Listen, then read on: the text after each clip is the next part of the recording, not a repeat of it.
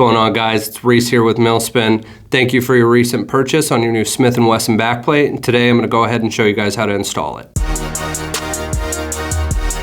First things first, we're going to want to make sure that the weapon's clear, there's no magazine, and nothing in the chamber.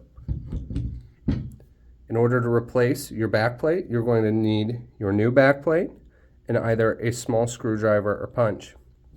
The first step is going to be locking the slide back. We are next going to turn the firearm over. If you notice, directly next to the firing pin and firing pin spring, there is a small white cup that we are going to need to depress.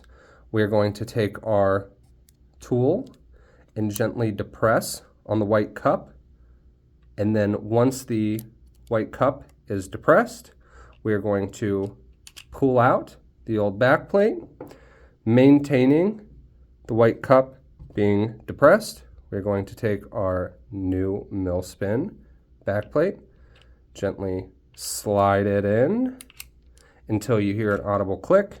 You can then release the white cup, and there you have an installed backplate.